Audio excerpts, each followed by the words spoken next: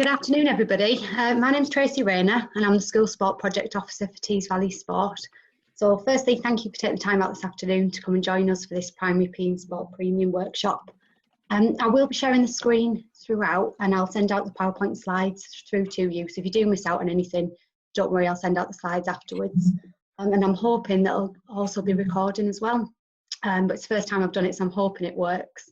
Now, if you have got anything to say throughout, Claire's kindly volunteered to keep an eye on the chat function for me. So if you have got anything to say, please use the chat function. But I'm hoping that I'll cover things throughout, and also there'll be opportunities for you to talk to each other, and then a question and answer session at the end as well. So the aims of today's session are to talk through the Sport Premium grant and the conditions of it, and then how to plan and report on your use of the funding, and then the sustainable measures for spending your funding, because the big thing of focus at the minute is around sustainability and making sure that you are sustainable as a school, so we'll focus on that as well. So I thought I'd start with some statistics that have been done nationally that show that 47% of children were active for the recommended 60 minutes per day pre-COVID, but this actually dropped to 19% during lockdown, so that's quite a significant drop. And actually 9% of parents reported that children were doing no physical activity at all during lockdown. And then Youth Sport Trust did a survey back in September that actually showed that 73% of schools reported that children returning with low physical fitness, and that 49% returned with mental wellbeing issues, including anxiety. So this could be a picture that you found in your school, but that shows that nearly 3/4 of children returning with low physical fitness and nearly 50% with mental wellbeing issues. So what we're going to talk about today is how you can actually use your Sport Premium funding, see if you can tackle some of these issues, because this could be, although it's a national picture, I'm pretty sure it's a picture that we'll see across the Tees Valley as well.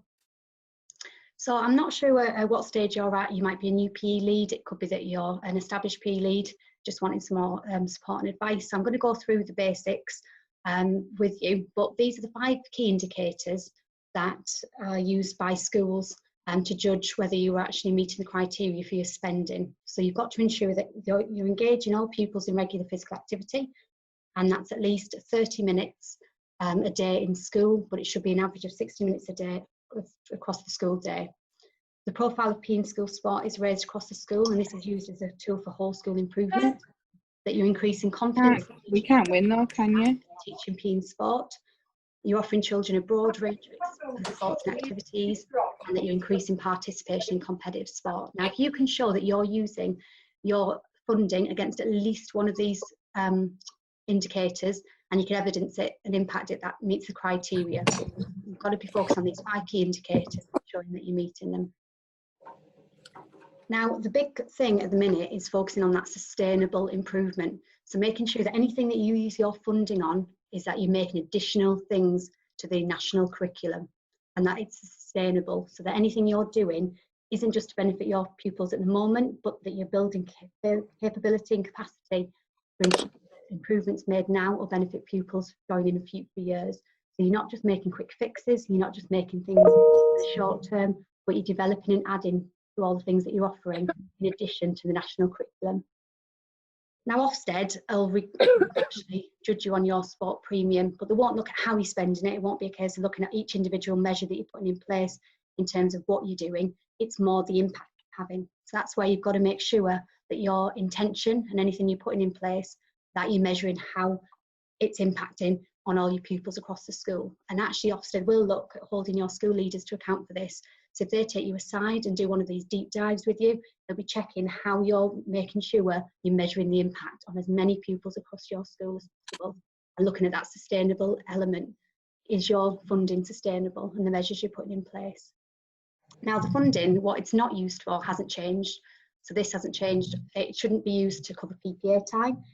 If you're employing coaches and specialist teachers, it's working on that sustainable element. How are you training up your staff to ensure that they're getting the specialist knowledge from these coaches and working alongside them in ways like team teaching and picking up on their specialist knowledge? But it shouldn't be used as covering for PPA.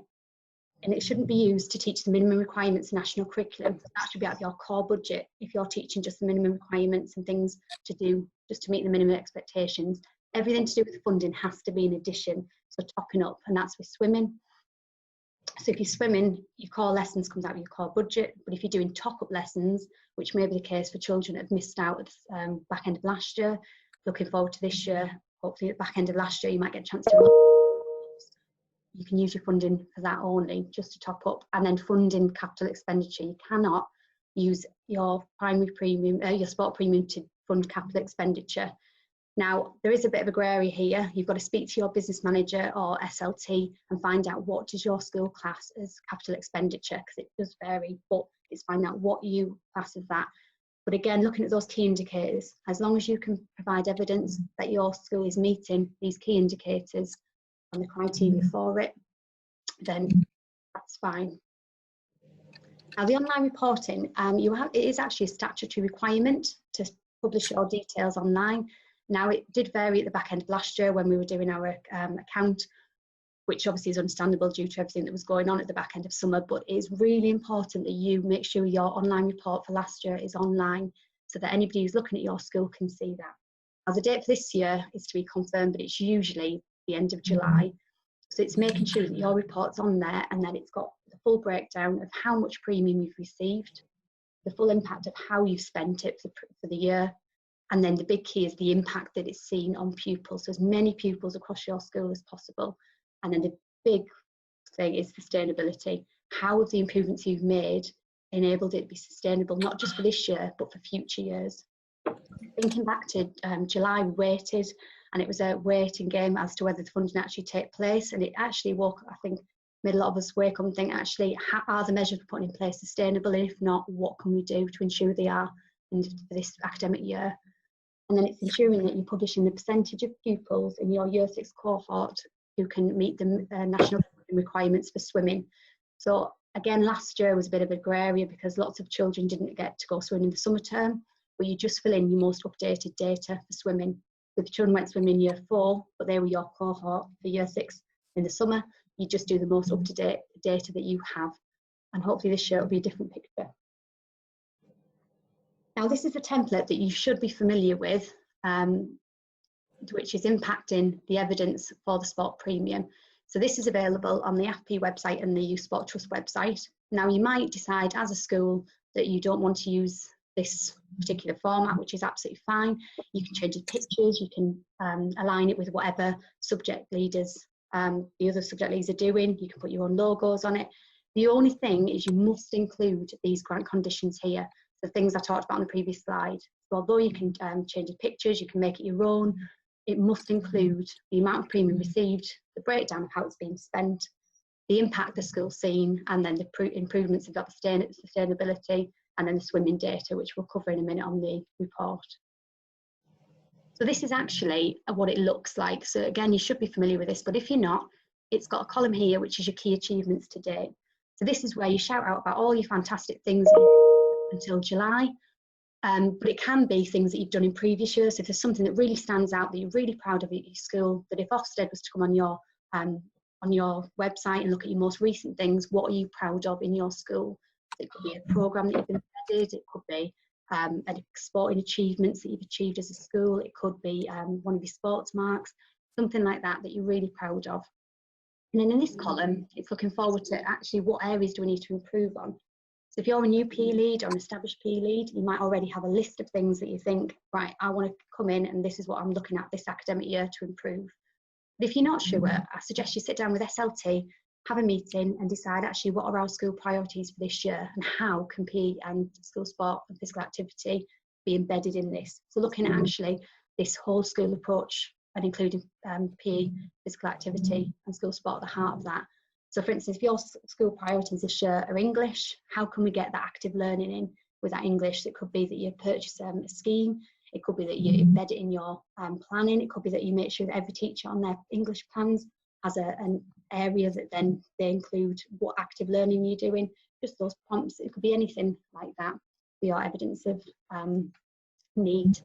And again here, it's that national curriculum for your swimming. So this is where you put in that Year 6 cohort data. And then here, it's your top-up. So not what you're doing as your standard swimming, but are you using any top-ups? It might be that you've got a target group of children that are not meeting the national curriculum and that you're going to use your sport premium funding to ensure that they do meet those national curriculum requirements. Again, at the minute, I know things aren't the norm, but hopefully, as things start to get better, hopefully as the year goes on, that hopefully with that swimming, it'll be able to take place and we'll be able to add on that additional provision. And this is where you'd include it here. Now, I thought we'd take a moment. Now, I'm not sure how well this will work, whether we'll end up with everybody talking over each other. But rather than putting you in breakout rooms, I thought I don't know who's going to have things to say, whether you're new PE leader or whether you've been in it for a while, but to take a moment to reflect on the key achievements that you're proud of from previous years. And I thought this would give everybody the opportunity to, if you want to talk about key achievements, and then it'll give other people the opportunity to find out what other schools are doing, what you've put in place, and hopefully give ideas that we can share. So I'm hoping we won't all talk over each other, but if we do, we might have to use the chat function. But just if you've got anything that you're proud of from your school, just to shout out about and share about the fantastic work that's going on already across the Tees Valley. I don't know if anybody's going to be brave enough to start us off.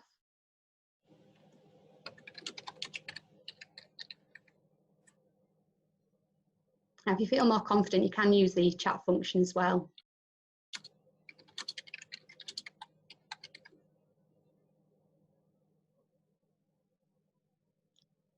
So a socially distant sports day, which was great. So was that actually sort of since returning to school, or was that at the back end of last year when you had so many of the bubbles in?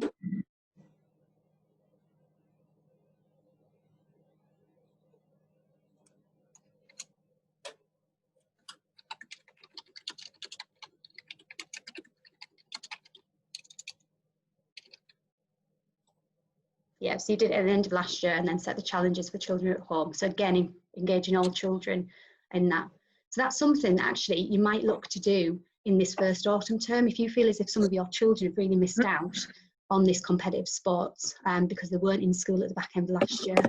It could be something that you consider for your plan this year. And there's nothing to say, I mean, I know the weather's not, it's hit and miss, but it's nothing to say it's not something you could put into place this year and really put on your plan and planning.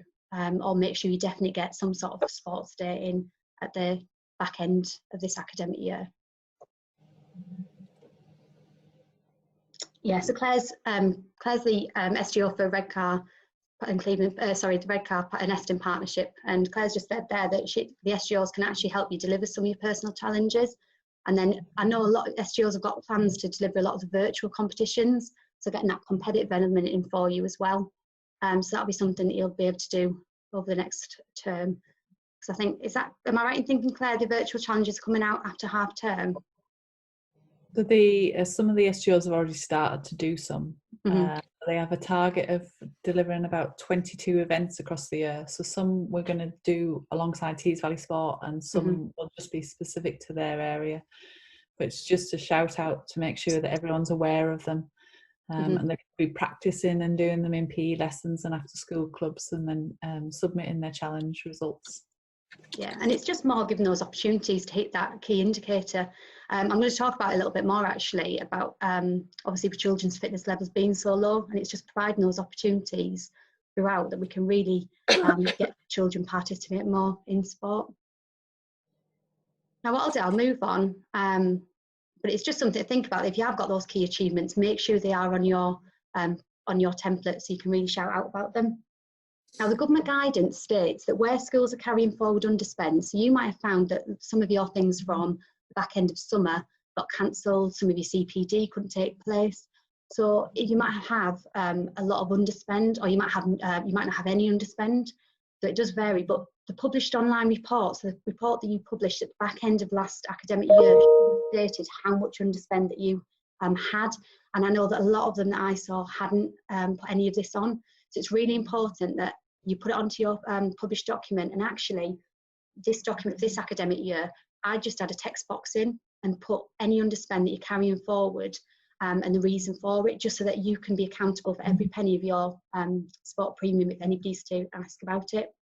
And also then factoring in, we've got this money, what are we going to spend it on? And it could be that you spend it on some of the things that we're going to talk about a little bit later, but in your recovery plans. So it's just really important that it's on there and that every penny is accounted for on your online report, because I know that a lot of schools haven't done that when I looked in September. Now, it does need to be spent in full by March the 31st, so it's ensuring that any underspend is spent by March 31st. Now, the rest of this year's premium, you've got the rest of the school year, it's just the underspend. So again, put a text box on your reports. It could be that you put it at the top of here, of your action plan, above this bit, just so it's made clear how much you've got to carry over. Now, for those who aren't aware, this is the online report that needs to be published at the end of each academic school year. So it's really important that if you take the format off the Youth Sport Trust or AFPI website, that you actually change the academic year, because I think it still says 2019. So it's really important that you change the academic year. And the total fund allocated, it'll be whatever you've been allocated this year, and then I'd also put on your underspend as well. So it's made really clear on what underspend you've got. Now, updated, this I found when we did our monitoring of some of these, some of your plans, I know it's been a difficult year, and I know things went wrong at the back end of last year, so some of them weren't actually updated, but it's really important that you update it regularly, so it's a working document, so it's not just done in September, forgotten about, and then either rushed at the back end of last year or not filled in at all. So if I was to recommend, I'd say, you know, you can fill it in September, or even now at the start of the school year with your intentions, but then review it review termly, because it might be that you've got an intention there that then you decide, actually, this is not what our school needs at the minute. We've got greater needs. It could be that with everything changing, priorities change. It might be that focus changes. So it's really important that even if you've got an intention, if it doesn't take place, or you decide it's not working, or you want to put something else in come March, April time of year, that's absolutely fine. It's a working document. So it's really important that you fill in your intention and your implementation, and then come back to it and actually evidence that impact, and regularly seeing what impact is this having on your children. If it's not having any impact, why are we doing it? We need to then think, right, what else can I change? What else can I add to it to make it so it's having the greatest impact? And also, so it's this column here, the sustainability. If it's not making a difference and making that long-term difference, why are we doing it? We need to make sure that things we're putting in place are to benefit children now and in the long term. Now, there's a really nice example that AFPI have put on, which just shows you a clear example of how to fill it in. So you've got your academic year and your key indicator, and here, and this is what, again, lots of schools haven't done, it's just that breakdown of your total allocation, so we know where the weighting is on each key indicator. Where's your school focus? So looking at how much of your total allocation are you giving to each indicator. So this is an intention where they put the subject leader, and they took one of level 5 and 6 credit courses, which is a great sustainable measure for either you as a PE lead to take on, or one of your other members of staff. And the key thing here is that actually the action to achieve was liaising. So given that time to not just go on a course and then come back and time runs away with you, everything's forgotten about, it's actually ensuring you've had that time to then disseminate that information from that course to your staff. So it's making sure that everybody is trained to the standard and knows that information that you've received from that course, so that all staff are competent and confident when teaching PE. And it's ensuring that actually it's not just disseminating that information, it's following it up. So putting those opportunities in for team teaching and observing. So if you are team teaching, you're doing it alongside sharing your expertise that you gain from that course, and then not using it as an opportunity to observe, and because we all know that word observation scares everybody, but it's just using the opportunity to say, I'm coming in, it's a really positive experience, I'm just here to help you to ensure that you're delivering the best high quality PE for these young children. And like I said there, the level 5 course will be running again in the Tees Valley again this year, so information will be out soon. So that's a perfect opportunity to use that money to really make sustainable change. And then in the impact, this can be hard data, so it can be things that if you've seen an achievement and an actual impact on achievement, putting it in there, it's a great way for Ofsted to see actually this has helped to raise attainment, impact on behaviour, impact on SATs results, if SATs are to take place this year. So it's looking at all of these hard data, but it could be a fact that your staff, it could be something from an audit of your staff. How are they feeling about teaching now? Are they feeling more confident? How many of your staff, if you were to speak to them before the course and say, right, how do you feel about PE? And then after you've disseminated the information, how do they now feel with their confidence with teaching PE? and bringing all these impacts from across your school. And the sustainability next steps is actually, now you've been on that course, you've team taught, you've fed all the information, you've observed, now keeping up to date, not just again forgetting about it, it's keeping up to date. So anything that you get, any new information, keeping up that knowledge up to date, is passing it on to your staff, and also any new staff that have been brought into school, ensuring that actually they can be delivered at that same high standard. They know what's expected, and sharing that expertise. And these are really great methods for sustainability and ensuring all of your staff are confident.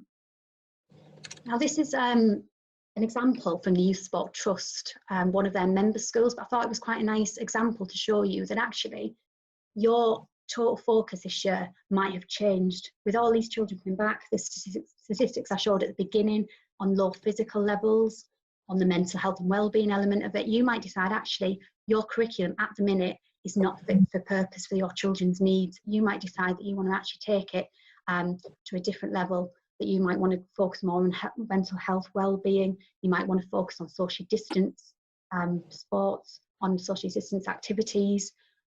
This particular school focused actually on physical and mental stamina. So they found that their children had low levels of fitness. So that's what they want to focus on. So they changed their PE curriculum to target it to meet their children's needs. So this could be something that you focus on here. So they'd actually they've got an external dance teacher in, used their sport premium money and targeted some of the least active children. So using that target approach, find out which children you really need to look at, which children are your less physically active, which ones can you really use this money to target to really improve those fitness levels.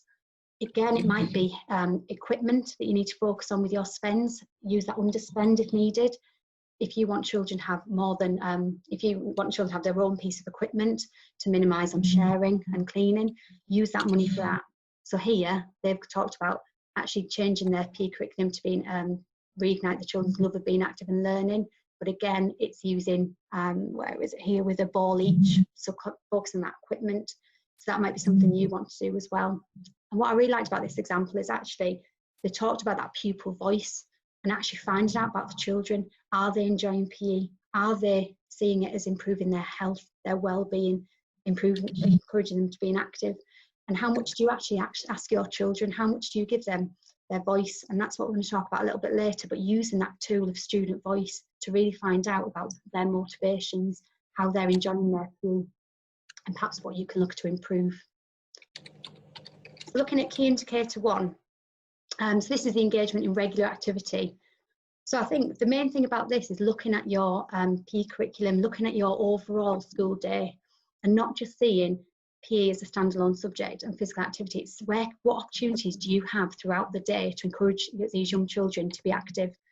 So it's thinking, where are opportunities for movement likely? So before children even get to school, are you considering active travel? Have you got anything in place that's encouraging these children to use scooters, to use bikes, to walk? I know certain initiatives aren't as easy at the minute with social distancing, but thinking about what initiatives can you do to try and encourage, especially now certain parents are working from home, there's perhaps a bit more flexibility with bringing children to school and having that extra time, not needing cars for travelling. It's really building on that and thinking, what initiatives can you put in place? And then thinking about key strategies. So I spoke earlier about you looking at your school development plan, so sitting down with SLT and thinking, what are our priorities for this year? It could be, again, a maths or English focus, and it could be that you use your premium to invest in a Teach Active plan, where you're looking at active learning, and it could be that you use your money towards something like that, towards a scheme, so it's ready for you. At the minute, actually, I think the Teach Active have free trials where you can actually try it out, see if it's for you. There's the Daily Mile that some of you might have embedded in your school, but rather than just doing the Daily Mile as and when, ensuring it's embedded in your day so children know their routines, they know what's coming, they know that it's actually part of your daily day, just like maths and English, the Daily Mile, physical activity, these things are embedded. So it becomes an active environment rather than just focusing on activity during PE lessons or standalone opportunities. Also think about your playtimes. How do your playtimes look? Are they active? You could use your premium money to ensure that you've got enough equipment You could look at all weather equipment, especially with this focus on outdoors, thinking about what you have in place. It's ensuring that activity is able to take place at any point during the day. It's not just standalone for PE. And I think we've got to really take a focus on that statistic at the beginning, is that during lockdown, when children weren't at school, how dramatically their fitness levels and their physical activity dropped. So although it's recommended only 30 minutes should be in school, it's thinking, actually, if it's not happening at home, we need to make sure as much as possible is it happening in school, and actually engaging with our parents and encouraging, getting the message across how important it is for these children to be physically active. How much communication are you having with parents, with your community groups, to ensure that there's more opportunities for physical activity through extracurricular clubs, through community groups, and things like that. Now, this is a thing that was taken from Public Health, the document, and I just thought it was a really nice user-friendly image, just to show you that all of the components, all the components that come together to create that physically active environment. So it's thinking that student voice, asking those pupils what's going to be interesting to make them more active, what will encourage them. This skilled workforce, investing in your teachers, investing in your staff, investing in your lunchtime supervisors, investing in teaching assistants. It's a real team effort to ensure that all your staff are happy, competent and confident to deliver this physical activity. And offering choice and variety, I think it's really important that we make sure there's enough choice and variety so we target all children. It's not just those traditional sports. It's a real opportunity, especially with this focus on the outdoors, to really offer more choice and variety and ensure we're meeting all children's needs. And then, like I spoke about earlier, that active travel, ensuring that before even children get to school, we're encouraging that physical activity and those opportunities. Now, key indicator 2 is about the profile of PE and sport being raised across the school as a tool for whole school improvement. So again, it's looking at that your school improvement plan and seeing all the opportunities of things that you might be looking to develop, and how PE and physical activity in school sport can really be embedded and used as a tool to drive change and drive improvement.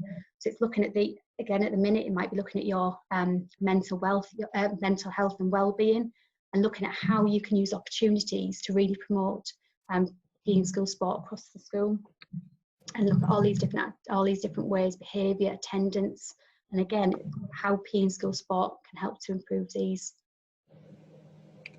Now, the big focus, I was just saying then, on mental health and well-being, because there's been so much evidence that's showing that increased participation in daily physical activity, reducing that sitting time, can really improve that social and emotional well-being. Because I know there'll be a lot of pressure at the moment to really decrease that the gap, and to really get children learning again and really working hard on bridging those gaps. And I think really, until these children are ready, until they're happy, until they feel safe, until they feel secure back in that school environment with everything that's going on, I think trying to say to children, right, come on, sit down, get ready to learn and focus on that cognition, it's going to be really, really difficult. And that's where PE and school sport and physical activity really plays that key role in bridging that gap.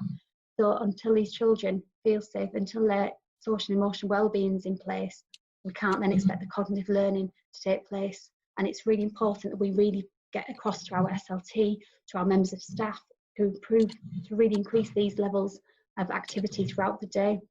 And I know it's really hard at the minute with the barriers that are in place, but it's just trying to overcome these barriers and think about how many opportunities we can make throughout that day to really get these children moving, to really get them socially interacting again, and really get them happy and safe. And then we'll see the benefits in the attainment, in the learning, and the increase in the progress there. Now, this is something that AFP sent out. I just think it's a really great resource just to make us think about, does your PE curriculum meet the needs of your learners? Now, there's so many opportunities here of benefits that quality PE curriculum brings, and also if you've got that physical education going on, all the benefits that they can bring, not just to the physical literacy of a child, but the social, the emotional, the well-being, and actually just making that holistic overview of the whole child. And it just shows the endless opportunities that if you've got a really successful and a really embedded PE curriculum that meets the needs of your learners, it's inclusive, it's progressive, it's challenging, all the benefits it can bring. And I just thought it's a really nice slide that you could take away and actually show all of the benefits it can bring. And I think it's really important that, you know, when thinking about our PE curriculum, putting these outcomes at the front of some of your plans, and ensuring that actually this high quality physical education takes place, so we can really benefit the whole child. Now I just want to take a minute again just to reflect, and it can be through chat, it can be through the chat function, it can be if you're talking about it, but just if July, thinking back to July, if that money hadn't happened, and if they hadn't made that announcement, that they left it really late, if they hadn't made that announcement about the funding and said that this year there wasn't the funding, if it ceased, how would it affect your provision for children and young people? And just having a think about how many of your things from either the previous year or that you've put in place for this year would be able to take place if you didn't have the funding, and really think about that sustainable element.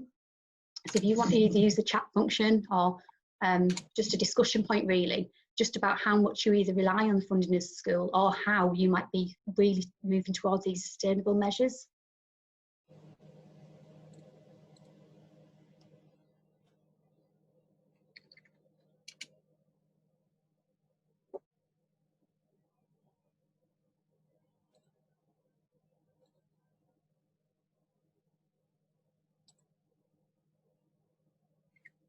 Has anybody got anything? Or yeah, so Sam said after school provision would significantly drop, because that's what a lot of our funding's used for, isn't it? So you're using that funding to ensure that these children have those broad experiences.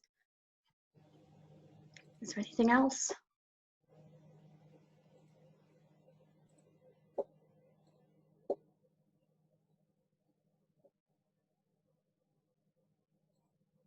I think a lot of schools, there'd be a problem with transport costs for competitions and going out like that, and how, that's always a question I get of how you would make that sustainable. It's one of the most difficult. It is, and actually, again, that opportunity is so vital, isn't it? That going to the out of school, going to these competitions and things, and actually the cost of transport are just extortionate, aren't they? So unless you have your own transport, where do you find the money?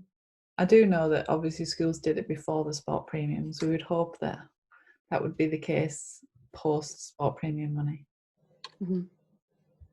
And then there less equipment for active break times, because that's the thing, especially at the minute, using this money, this underspend, it's trying to get more equipment, so you're not having children affected where they're having to, where you're minimising sharing. If you've got more equipment and using it for your break times, that's a great way actually to use your underspend and to use your premium this year, is to get that extra equipment.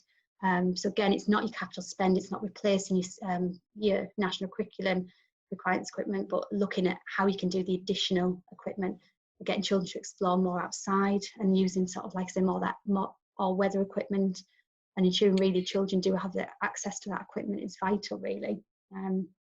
Definitely. Is there anything else, or are we happy for me to? New PE lead. Yeah, money for courses to upskill. Yeah, I mean, that's why I think we've really got to think this year about this sustainable element. So if you've got the money at the minute, what courses are really going to benefit you and your school and the priorities that you have at the minute? So it's really important that you think that CPD this year use the money really wisely and think how can you upskill your staff, and really think about the subjects that you've got staff that I'll talk about a bit more later, but really getting in to what your children engaged in, what's going to get them most physically active, most inspired by PE, and thinking about how you can use that PE money to really upskill your staff. And it's not sending everybody on courses, it's thinking about sending a person and then getting that information to everybody, and using those opportunities of in-house cover to go and team teach, to observe. But again, it's not observing to criticise, it's observing to support, it's observing to share that information that you got from that course, and ensuring that everybody's as confident as if they'd gone on that course. And it's really vital that that's where our money goes, really, especially this year, because who knows what will happen next year. So again, it's thinking about, like Claire says there, what do your children need, and the confidence of your staff, and ensuring that every person in your school, if they are delivering PE, is confident and competent to deliver it. So ensuring that these children are getting the high quality PE education that they deserve. So what I'll do, I'll talk a little bit more about that as we go on now, because that's why I asked the question, really, because I just thought, if that money does go, how confident is your workforce? How confident are all of your staff? Are you going to be sustainable? Are you going to be able to continue with this high quality PE and these opportunities for your children?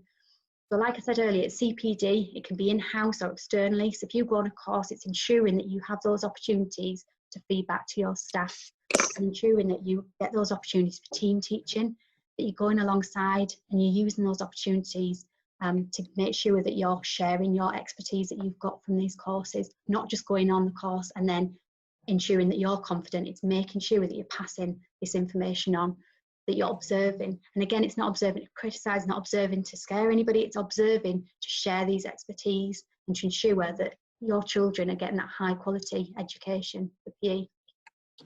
It could be that you invest in schemes of work, that you find an area that, like you said, the active learning, it could be that your school don't do any active learning, that it's an area you want to really improve on. Looking at these schemes of work, how can you, because schemes of work, generally, as long as it's a really good high quality resource, can give your staff exactly what they need. They don't have to spend hours lesson planning. It can be there for them. There can be the step-by-steps to ensure that high quality is taking place.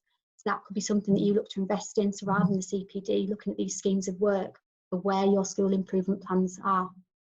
And it could be swimming. Again, swimming, it's a bit of a grey area really, whether it's taking place at the minute.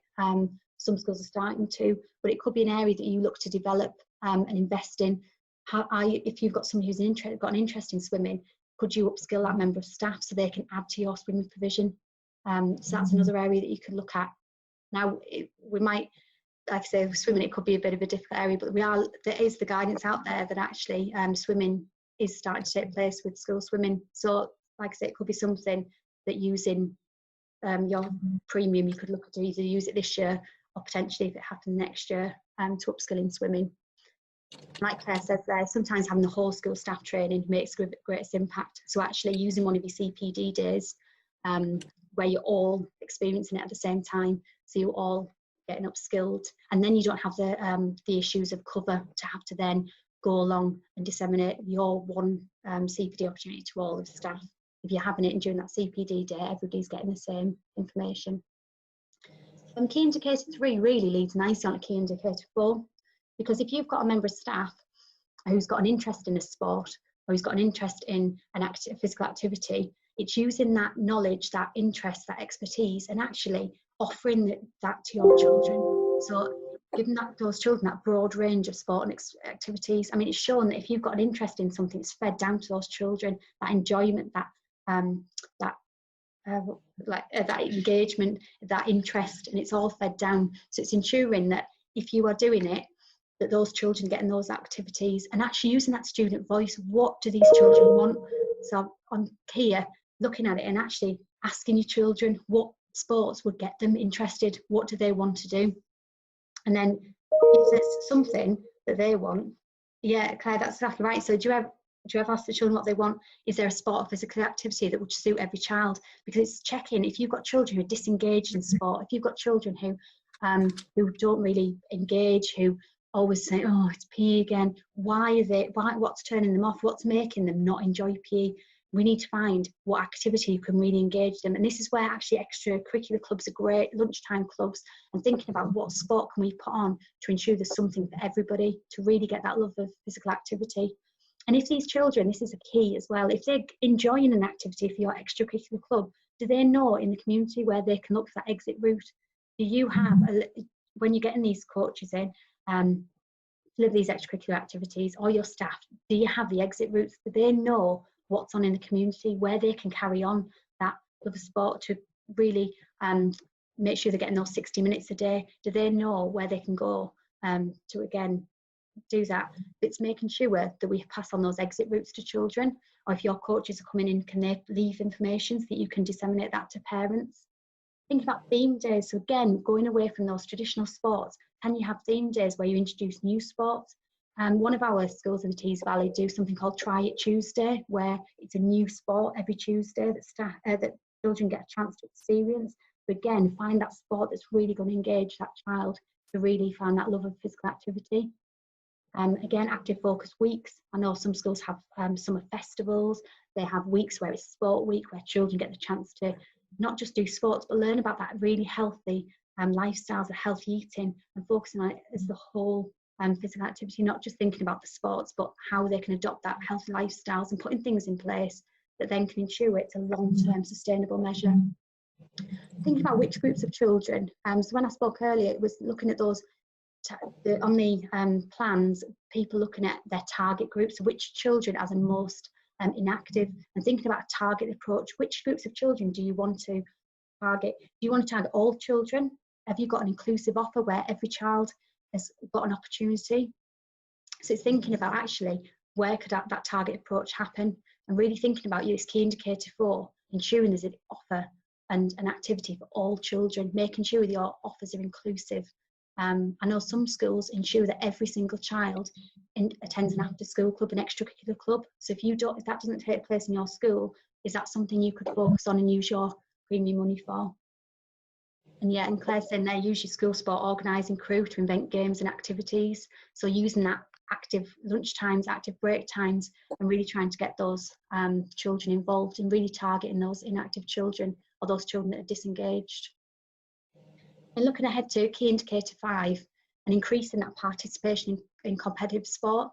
So thinking about what opportunities do you have at the minute for children to access now? Again, times at the minute, nothing's as it should be or as it would be, but there's going to be virtual offers on. So ensuring that all these children are having the chance to get involved in these virtual competitions, trying to really utilise that personal best, competing against themselves, really building their confidence in sports, really building their competence, and ensuring they've got that motivation where they want to be part of it, they want to represent the school, they want to represent their bubble. It could be that you have to focus for the short term on more intra competitions, where again they're competing against bubble v bubble or something, and really thinking about giving those opportunities, because we all know participating in that school sport element really builds self-esteem, confidence, and has so many more benefits.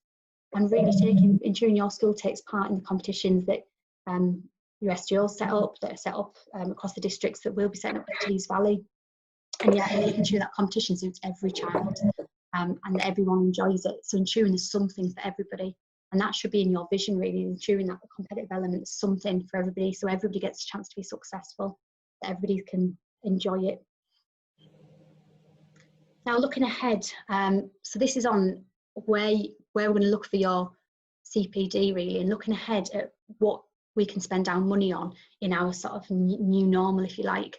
So think about sustainability. So I've talked about it quite a lot, because again, it's that key to ensuring your long-term high delivery of PE, high quality delivery is there. So it's thinking about, does your curriculum, sorry, not your curriculum, does your CPD opportunities, are they linked to the whole school? So are your CPD opportunities relevant for your school? Is it making sure that you've got your staff interest there, your staff motivations, and thinking about, with this big focus at the minute on this outdoor learning and outdoor initiatives, are your CPD opportunities, could it be outdoors? Could it be focused on some of these outdoor adventurous activities, and really focus on this active learning outdoors, and ensuring that staff are confident to take a group of children outdoors, and to ensure that things like, I'll talk about a little bit later, but cross-curricular things like orienteering, things like that, and really using this as an opportunity that if we're going to go outdoors, using the opportunities and ensuring that your staff are confident and skilled enough to do this, and rather than just upskilling in those traditional sports, like I said earlier, using those opportunities to really target what are your staff interested in. If they're interested in a certain sport or a certain physical activity, utilise it, build on it, and make sure that they're skilled enough to share that and to put on that opportunity for children. Looking at whole school improvements, I've talked about this throughout, but it's ensuring that anything that you plan to do this year on your plan, it's identifying areas where you most need improvement. So it's really going to have that positive impact, and it's ensuring that anything you do, you can really see the impact and note the impact on it. So it can be improving outcomes, reading, writing, behaviour, attendance, and ensuring that you can say exactly where your money has had that most impact. So it's looking at sitting down with SLT, finding those areas and then choosing what strategies you're going to do to target it. So it's whether you buy in something, one of the schemes, active maths, active phonics, or whether you look at something like CPD with this orienteering, or buying a scheme. And it's really looking at how we can embed physical activity, PE and school sport at the heart of your school improvement to really drive up those attainment levels, to really improve those children's well-being, mental health, and make it at the heart of what you do as a school. Now, I think with this outdoor learning, one of the things I'd say it's a big focus at the minute is making sure that with COVID, I know a lot of schools aren't allowing physical activity and PE to take place indoors. So it's making sure, is your outdoor space, is it appropriate? Is it fit for purpose if you're taking these children out? So what I'd recommend doing is auditing your physical environment, sitting back and thinking that actually with your playground, is it stimulating? Do children know what the lines, what the markings on the playground are for? If not, could you get some of your young leaders to actually show children how to play, how to use them, and actually check in, is it stimulating? Does it encourage children to move? Again, looking at that all-weather equipment, is that something you can use your premium to spend? So looking at different ways to develop the physical literacy, but actually ensuring those opportunities are there for outdoors. And then invest in that CPD. So again, it could be that you're looking at forest school activities. If you've got a great outdoor space where you are or near your school, is that something you could look at investing in? That sustainability, things that can then impact on children in years to come. Delivering those cross-curricular outdoor lessons. Now, I know with outdoor learning, a lot of people have said the barriers of the weather, but actually, if that's a barrier, overcome it. You could use your premium to ensure that you buy waterproofs for all your children, so they've got all-weather clothing. You could ask all children to bring in some wellies. You could invest in shoe storage so that you've got the sustainability to ensure that children can go out in all weathers. You could invest in, if you're looking at outdoor learning, you can invest in some of the, I've just talked about the all-weather, that's what I'm saying, so it's not a barrier, because I'm just thinking, if this is now the new normal, it's ensuring that we're equipped to ensure that learning can take place no matter what. Oh, Claire's just said there about developing the child's core strength, growth and fine motor skills, and it'll help to improve a child's ability to sit in class all day and hold a pencil. So again, this is why outdoor learning is so fantastic, because you've got all that space to improve those growth and motor skills, ensuring that those fundamental skills are in place, and that again, it's improving that child's ability. Now, active travel, I did talk about that earlier briefly, and it's just again that opportunity for physical activity to take place. So it's looking at, if you haven't yet, could you use your money to invest in, say, cycle training, in pedestrian safety, things like that, to actually ensure that these children have the knowledge, have the skills to actually be safe coming to school in a different way. If children are bringing scooters, if they are bringing if they are bringing bikes, if they are bringing scooters, have you got suitable storage? If you've got a parent who's just spent £100 on a brand new bike, are they necessarily going to want it to come to school if they know it's not safe? And it's just ensuring, if you haven't, have you got this option there? So you can actually say to parents, look what we've got, look what we can do if your child does decide to come to school, and really getting parents involved and making sure it becomes, again, an easy option, so it's not a hassle, and getting those parents and those families on board. And again, using your money to invest in schemes. There's so many national schemes out there to reward children, and to look at actually bringing people in, to actually look at investing in your active travel. Now, again, things like walking bus and things like that might not be able to take place due to COVID, but it's looking at ways around it. If you've got a barrier there, how can you overcome it? What can you look to really invest in to ensure this active travel?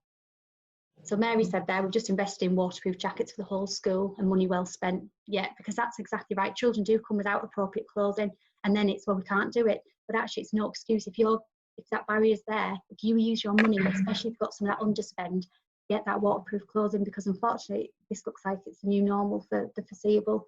So if your only option is to go outside, or if indoor space is limited, get those children out. Children are not bothered by whether it's more us thinking, oh, we shouldn't get them wet, or if they have wet clothes. What can they do? And it's more just overcoming these barriers, getting children to bring in Wellington boots, so they've got something, they've got those waterproofs in, and allowing active learning to take place. So that, yeah, Claire said there about balance bikes as well.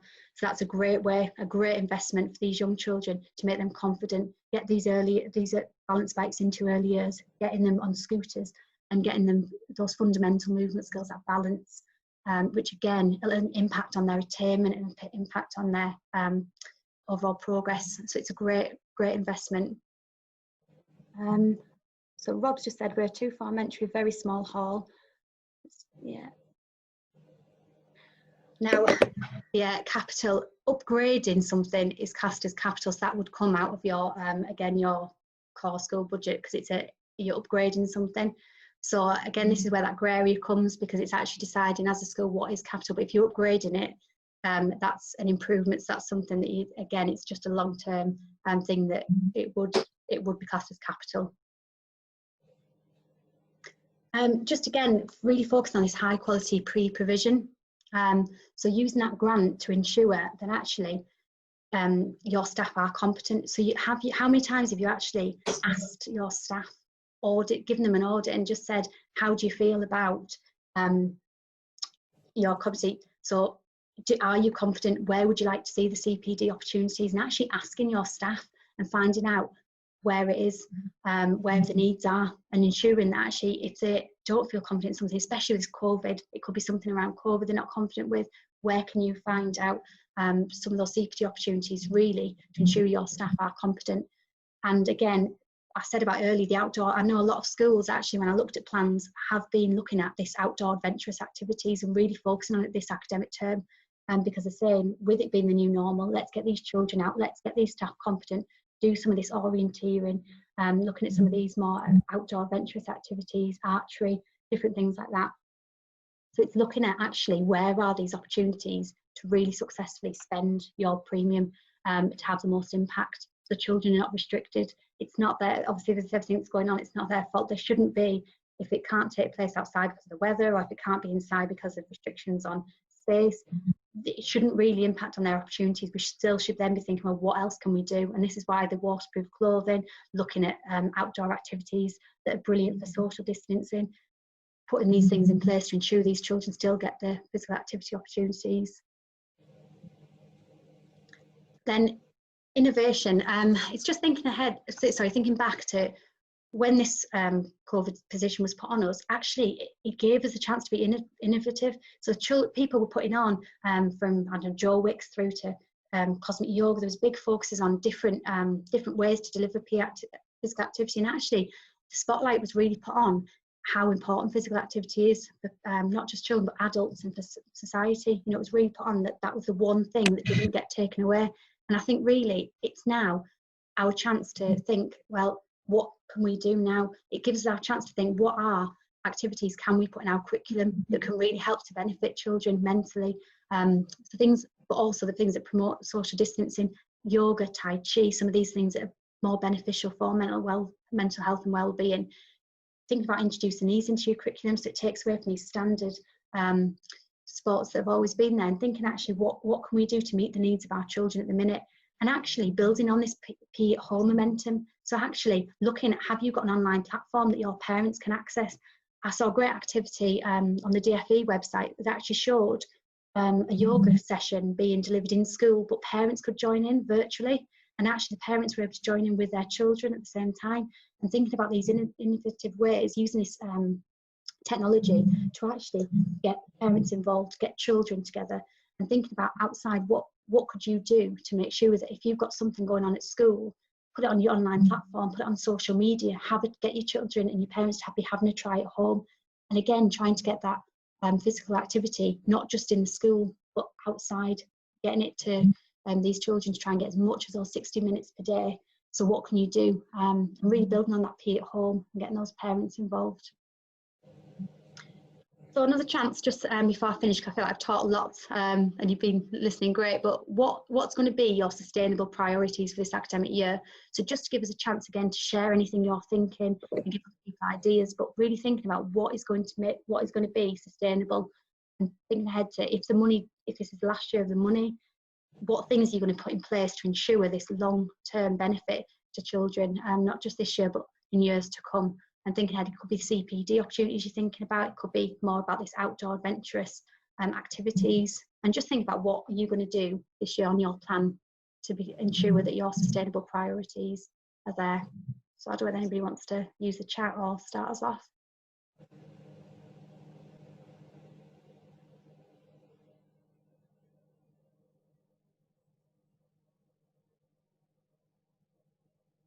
I mean, it could be something you've already got on your plan that you've put into play, or something that you had put into place with children coming back, that recovery curriculum.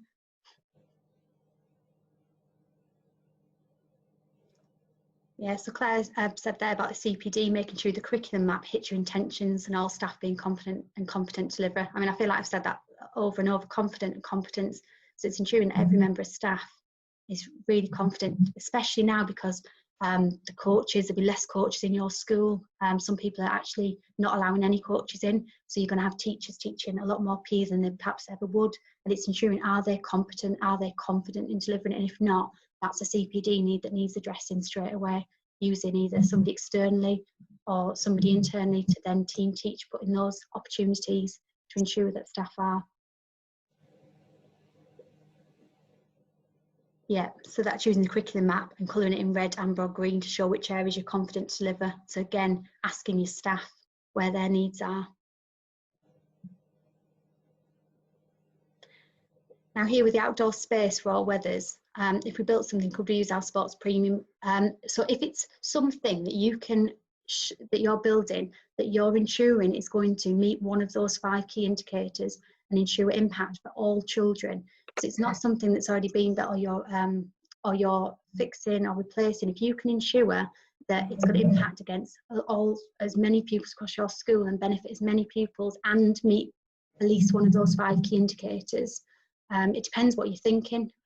If it could be that you're thinking about building, I don't know, like a garden or some sort of forest school area or something, or you're thinking more an actual building or like a shed or a summer house or something. It depends what you're thinking, but as long as, like I say, you can justify it against one of those 5 key indicators and it's going to impact on as many children across your school and have that sustainable element, then it does meet the criteria.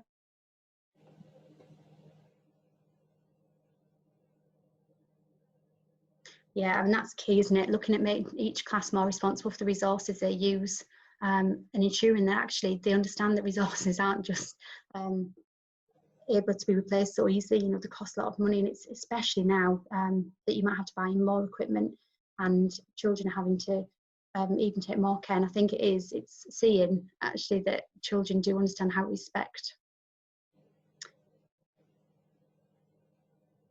Yeah, all weather pitch. Yeah, it's classed as capital. This, I mean, it's a really grey area in terms of what, because it's a thing that you putting in that's classed as a building. So it's a grey area really in terms of things like that, because you've got to think what's in addition to your P curriculum.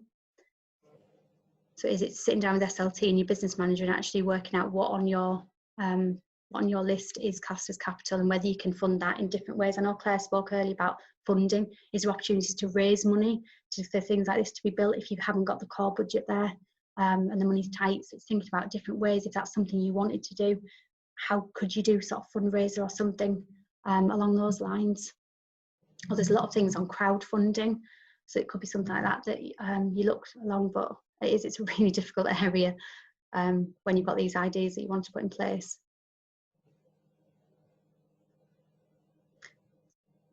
Has anybody got any other sustainable measures or anything? It'd be interesting to see, is anybody putting any sort of unusual sports in place this year or anything? Are you focusing on any unusual activities and putting things in there?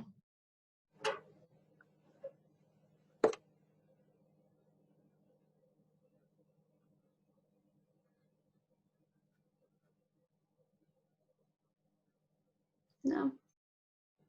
Well, what I'll do, we'll leave it there. But has anybody got any questions? So it doesn't have to be around sustainability, it can be around anything. If not, I will be sending out these slides and the recording just for you to reference for future. But if you have got any questions, feel free to use the time now to ask, and hopefully me or Claire will be able to answer for you.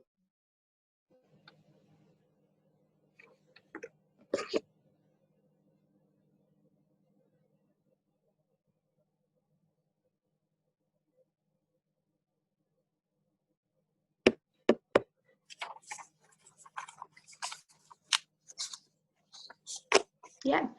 Well, thank you everyone for taking the time out of, I know how busy it must be for you all, so thank you for taking the time out, and I hope you've managed to take a lot of things away from here. But if there's any, the key message is think about these sustainable measures that are going to meet your children's needs, and really thinking about what opportunities you can give, especially with the focus being on the outdoors and mental health and wellbeing, and really using your money wisely and to ensure sustainability. But yeah, enjoy half term, have a lovely restful week.